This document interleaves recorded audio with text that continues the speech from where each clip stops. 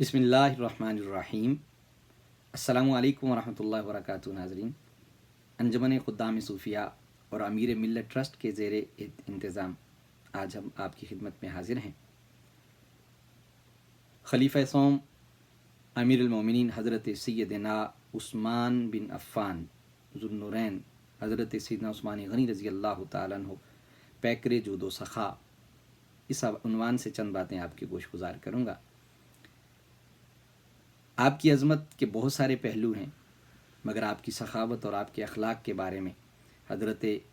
عبداللہ ابن عمر رضی اللہ تعالیٰ عنہ روایت کرتے ہیں کہ آقا علیہ السلام نے ارشاد فرمایا، انا نشبہ عثمان بابینا ابراہیم علیہ السلام۔ وہ فرماتے ہیں کہ ہم حضرت سیدنا عثمان غنی رضی اللہ تعالیٰ کہ آقا علیہ السلام نے فرمایا کہ عثمان غنی رضی اللہ تعالیٰ کو آپ کی سخاوت اور آپ کے اخلاق کو اپنے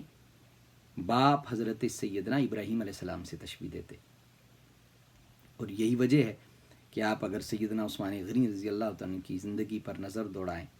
کہ آقا علیہ السلام کا دور ہو یا آپ کی خلافت کا دور، آپ ہر جگہ پر سخاوت اور غنا کی وہ مثالیں قائم کرتے ہیں کہ روئے زمین پہ آپ جیسی مثال نہیں ملتی۔ کہ وہ موقع جب جیش اسرا کی تیاری ہو رہی تھی اور آقا صلی اللہ علیہ وآلہ وسلم نے مسلمانوں کو ترغیب دی، اہل ایمان کو ترغیب دی، تو سیدنا عثمان غنی رضی اللہ تعالیٰ کھڑے ہو گئے، عرض کیا، پیارے آقا، میں 100 اونٹ بما ساز و سامان آپ کی خدمت میں پیش کرتا ہوں۔ آقا علیہ السلام نے پھر ترغیب دی، سیدنا عثمان غنی پھر کھڑے ہو گئے، آپ نے پھر عرض کیا، پیارے آقا، میں 200 اونٹ پیش کرتا ہوں۔ تیسری مرتبہ آقا علیہ السلام نے اہل ایمان کو ترغیب دی تو پھر اسی موقع پر کھڑے ہو گئے، عرض کیا، پیارے آقا، میں 300 اونٹ بما ساز و سامان آپ کی خدمت میں پیش کرتا ہوں۔ تو آقا علیہ السلام نے ارشاد فرمایا کہ آج کے بعد آپ ممبر سے نیچے تشریف لے آئے اور سیدنا عثمان غنی کو مخاطب کرتے ہوئے فرمایا کہ آج کے بعد عثمان جو بھی عمل کرے اس کی جواب طلبی نہیں ہوگی، عثمان جو بھی عمل کرے اس کی جواب طلبی نہیں ہوگی۔ قربان جائیں، آپ کی عظمت کا اندازہ لگائیے۔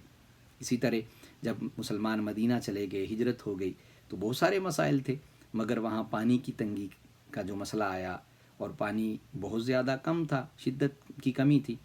تو وہاں پر جو ایک کنواں تھا قریب میں، تو وہ جو اس کا مالک تھا اس کو بیچا کرتا تھا، اس کا پانی بیچتا تھا۔ مسلمانوں کے لیے شدید کمی تھی، وسائل نہیں تھے، تو پانی کیسے خریدا جاتا؟ اب دیکھیے، ایک بنیادی ضرورت تھی پینے کی، تو اس کے لیے بھی وسائل مسلمانوں کے پاس اس وقت نہیں تھے، مگر سیدنا عثمان غنی کو اللہ رب العزت نے واقعی غنی بنایا تھا، مال کی جو کثرت عطا فرمائی تھی، مگر آپ کا غنا اور سخاوت دیکھیے کہ آپ کو جب خبر ہوئی تو آپ اس کے مالک کے پاس تشریف لے گئے اور آپ نے جا کر اس سے کہا کہ یہ مجھے بیچ دیجئے، اور 35,000 دینار میں وہ کنواں خرید کر آپ نے وقف کر دیا۔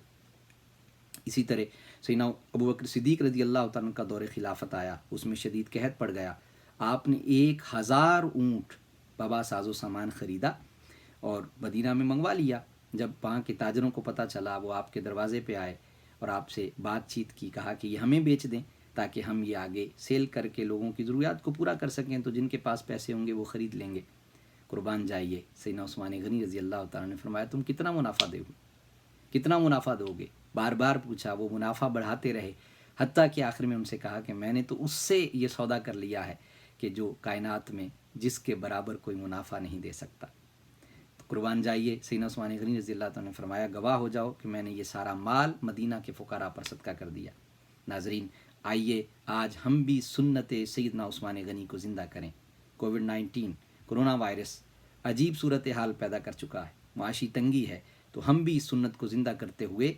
جو ہم اللہ پاک نے ہمیں جو بھی عطا فرمایا ہے اس میں سے اس کی راہ میں اور اس کی مخلوق پر خرچ کرنے والے بنے۔ والسلام۔